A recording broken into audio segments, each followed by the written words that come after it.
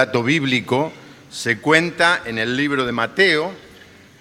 Hay allí una historia de la Navidad que incluye incidentes que no figuran en el Evangelio de Lucas. El Evangelio de Marcos no dice nada de la Navidad. Comienza ya iniciado el ministerio del Señor Jesús.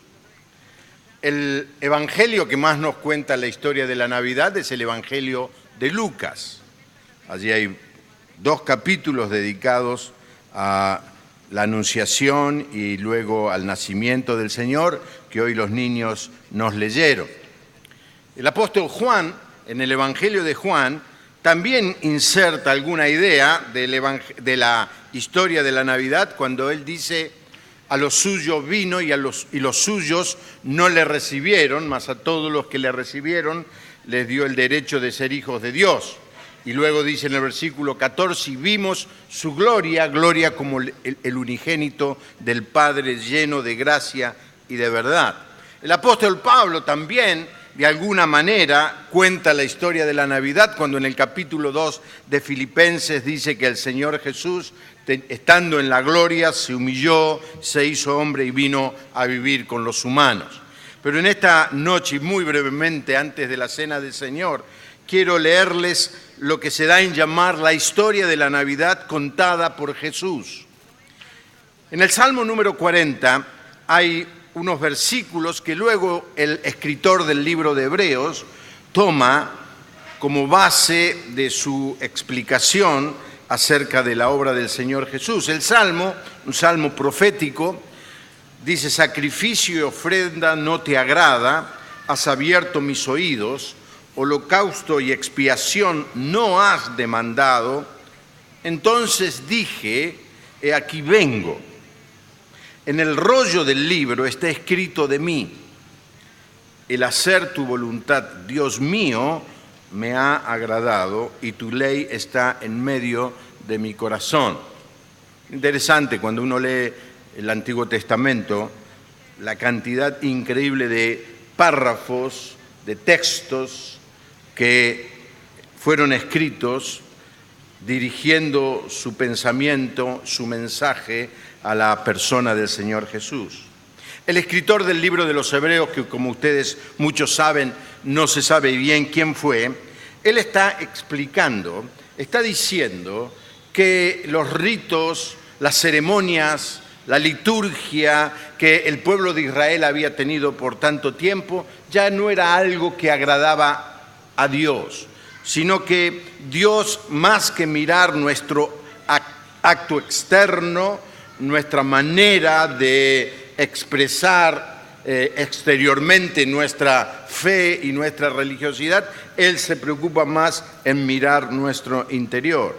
Y entonces, en un capítulo tremendamente interesante, el escritor dice, y prácticamente cita el Salmo 40 que acabamos de leer, por lo cual, entrando en el mundo, dice, y ya en este caso, el autor pone estas palabras en la boca del Señor Jesús. El Señor Jesús dice: sacrificio y ofrenda no quisiste, mas me preparaste cuerpo. Holocausto y expiaciones por el pecado no te agradaron.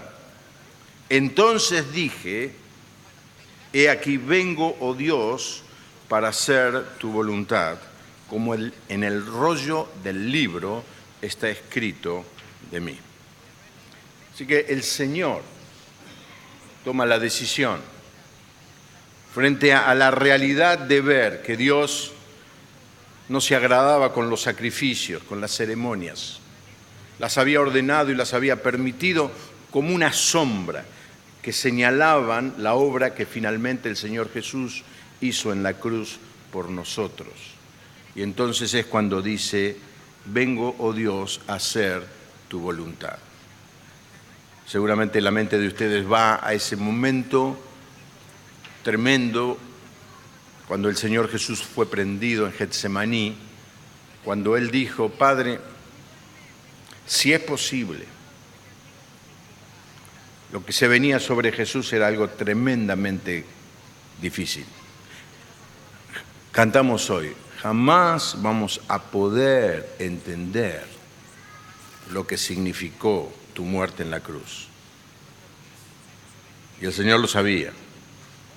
En la eternidad había dicho, yo voy, yo vengo, más bien un verbo en presente, yo vengo a hacer tu voluntad, pero ahora llegaba el momento que lo tenía que hacer. Y en ese momento Él dice, Padre, si es posible, si hay otro plan, si hay otra posibilidad que el ser humano pueda ser redimido, si hay otro camino, si hay otro modelo de salvación, si hay otra cosa, Padre, si hay otra cosa que me pueda librar de morir en la cruz, pero que la gente se pueda salvar, Padre, si hay otra cosa, te pido que me saques de aquí, que me liberes. Y que luego dijo el Señor, pero no se haga mi voluntad, sino la tuya. No hay plan B. No hay otro camino. Puede haber muchas religiones, puede haber muchas personas que sigan haciendo ceremonias y teniendo cultos litúrgicos, pero no hay otro plan. Déjeme decirle, está algo tan simple. Si hubiera otra posibilidad, Dios hubiera respondido a la oración de Jesús. Padre, si es posible. Y la respuesta de Dios fue contundente. No es posible. No hay otro camino. No hay otro que pueda pagar por el pecado de toda la humanidad. Hermanos, cuando venimos a la cena del Señor, ¿qué es lo que vamos a hacer en este momento? Recordamos que el Señor Jesús nació en Belén, pero con un propósito. No fue una casualidad. No fue simplemente un capricho de la naturaleza o un capricho de Dios. Fue un plan perfectamente diseñado por Dios para que el hombre y la mujer pudieran encontrar en Jesús el Redentor, el Salvador de sus vidas. ¿Quieren hacerlo más personal?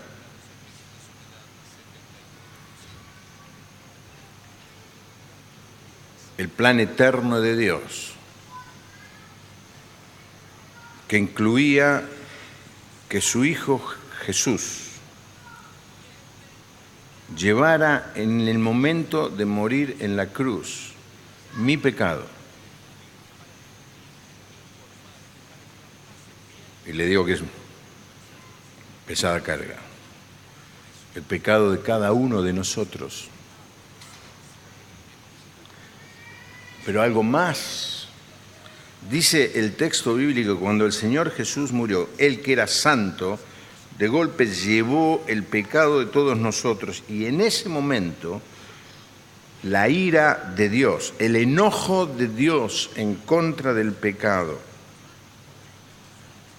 cayó sobre Jesús cuando estuvo colgado en la cruz. Jamás, ¿cómo dice la canción, Willy? Jamás podré comprender lo que le costó mi salvación al Señor Jesús. No es algo barato, hermanos. La salvación es por gracia, es un regalo. Cualquier persona puede recibir a Jesucristo esta noche. Tan fácil es para nosotros, ¿sí? Al Señor le costó mucho. Así que el Señor contó la historia de la Navidad diciendo, Padre, todas estas cosas de la religión no te gustan.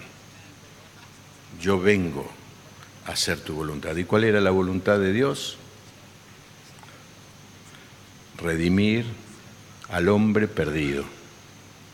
Salvar al que no tenía destino salvo vivir eternamente alejado de Dios. Y Jesús lo expresó en estas simples palabras: yo he venido a buscar y salvar, ¿qué cosa? Lo que se había perdido. Vengo a dar mi vida para rescatar a muchos.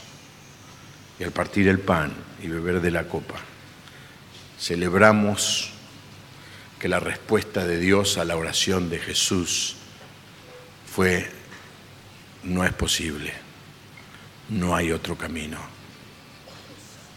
Pero que Jesús dijo: bueno, entonces, que se haga tu voluntad. Bendito sea el nombre del Señor. Y fue a la cruz y murió por nosotros para darnos vida, perdón, libertad y eternidad. Vamos a orar.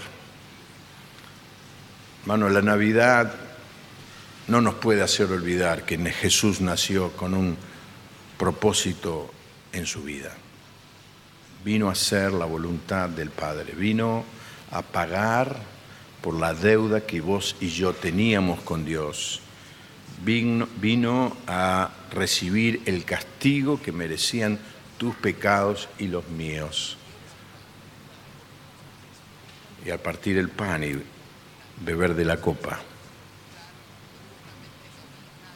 recordamos que ese amor lo llevó a Jesús a la cruz. Padre, gracias por enviar a tu Hijo. Nos emociona, nos enternece mirar el pesebre, la pobreza, la humildad. Pero nos conmueve aún mucho más pensar en la cruz, donde el Hijo de Dios dio su vida por cada uno de nosotros. El problema nuestro era muy grave y no encontraste otro camino que Jesús muriera en la cruz. Bendito seas, Padre. Gracias, Jesús, por haber tomado mi lugar en la cruz. Bendito sea tu nombre. Y como vos nos ordenaste, ahora partimos el pan y tomamos de la copa, celebrando que por tu llaga fuimos nosotros curados.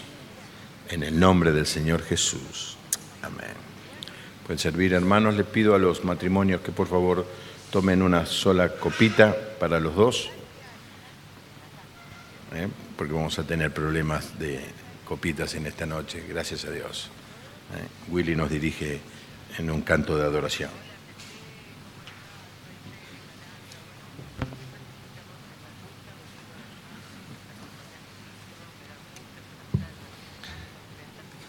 En realidad yo quiero que usted me ayude a cantar a mí. No sé cuántos saben esta canción, pero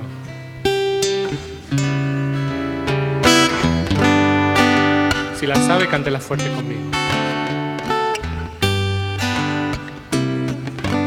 La gloria eterna del cielo dejaste y te hiciste hombre porque nos amaste, viviendo en el mundo. También te humillaste,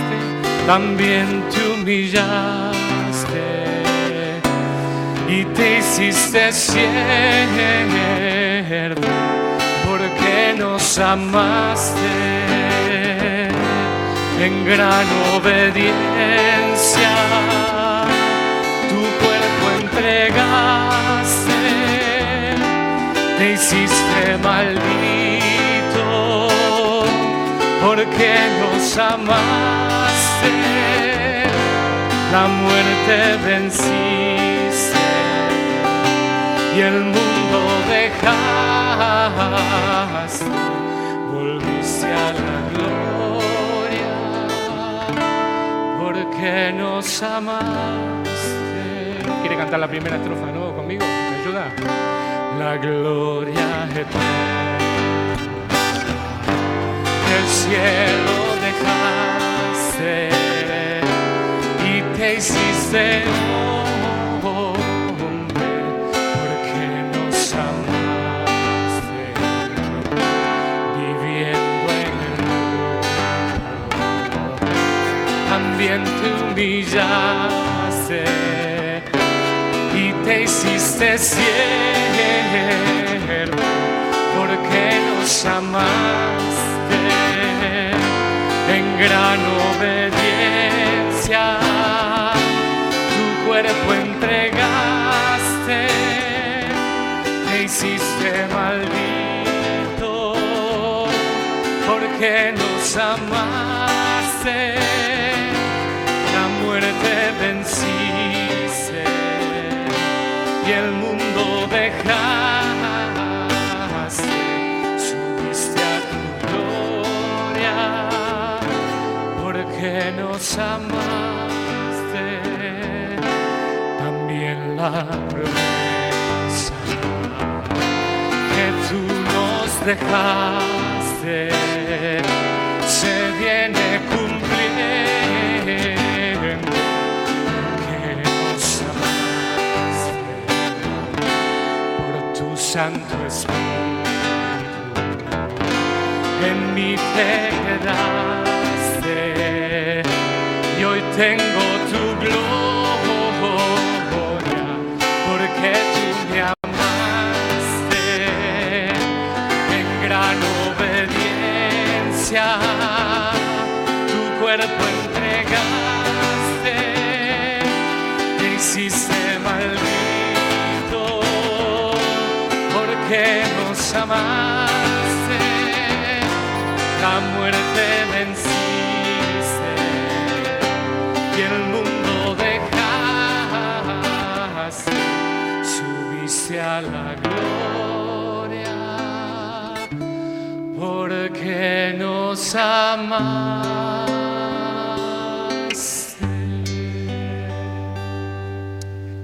Celebramos, Señor, tu entrega en la cruz como resultado de tu gran amor por nosotros.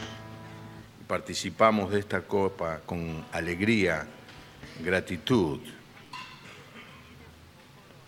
expresándote al hacerlo, que porque nos amaste primero, nosotros te amamos a vos. Hagámoslo, hermanos, en este momento.